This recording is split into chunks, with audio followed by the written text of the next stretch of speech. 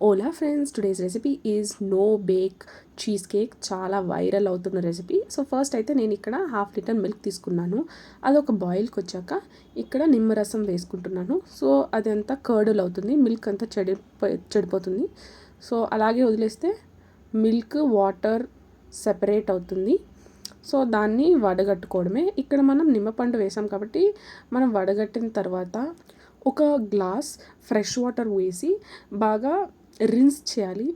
మనం నిమ్మరసం వేయడం వల్ల పులుపుదనం అనేది ఈ మిల్క్ సాలిడ్స్కి వస్తుంది. సో ఆ పులుపుదనం పోవాలంటే మనం ఒక స్మాల్ గ్లాస్లో 2-3 గ్లాసెస్ వాటర్ వేసి బాగా రిన్స్ చేస్తే పులుపుదనం పోతుంది. సో ఇలాగ మనం ఒక కాటన్ క్లాత్లో ఆ చెడిపోయిన పాలను పోసి బాగా డ్రై అవ్వడానికి వదలాలి. దాని తర్వాత ఒక మిక్సీలో ఈ మనం వడగట్టిన మిల్క్ సాలిడ్స్, మన టేస్ట్కి తగ్గట్టు చక్కెర వేసుకోవాలి.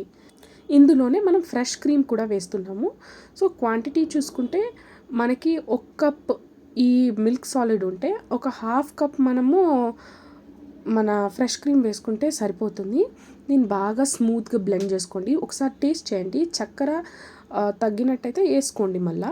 సో ఇక్కడ నేనైతే మ్యాంగో ప్యూరేని తీసుకొని కొద్దిగా షుగర్ వేసి దీన్ని బాగా ఒక జామ్ టైప్లో తయారు చేస్తున్నాను. ఎందుకంటే ఇది చీజ్ కేక్ పైన ఒక టాప్ లేయర్ వేయడానికి.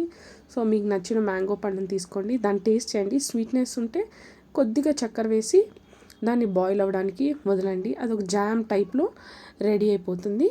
మళ్ళీ లాస్ట్లో ఇంకొక జార్లో ఇక్కడ నేను డైజెస్టివ్ బిస్కెట్స్ తీసుకున్నాను పౌడర్ చేయడానికి. మీరైతే మ్యారీ బిస్కెట్స్ తీసుకోవచ్చు. ఈ డైజెస్టివ్ బిస్కెట్స్ కొద్దిగా సాల్టీ ఉంది కాబట్టి మనం బ్లెండ్ చేసుకున్న క్రీమ్లో కొద్దిగా షుగర్ ఎక్కువే పడుతుంది. సో మీరు మ్యారీ బిస్కెట్స్ తీసుకుంటే చక్కెర అందులో కొంచెం కట్ చేసుకోవచ్చు.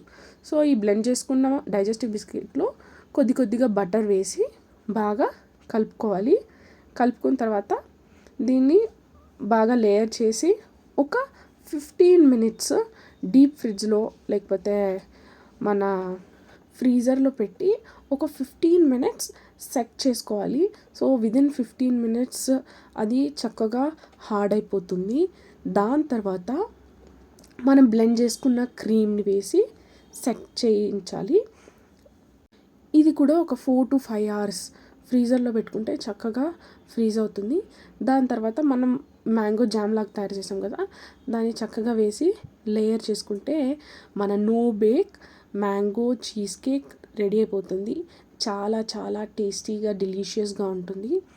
సో మీరు చూసుకోండి ఫ్రీజర్లో పెట్టేటప్పుడు, ఎందుకంటే మన క్రీమ్ బిస్కెట్ చాలా హార్డ్గా అవ్వకుండా దీన్ని చూసుకోండి ఎన్ని అవర్స్ పెడితే చాలా సాఫ్ట్గా బాగుంటుందో. సో మీకు కనుక ఈ రెసిపీ నచ్చినట్టయితే do like, share, comment and subscribe. Bye bye.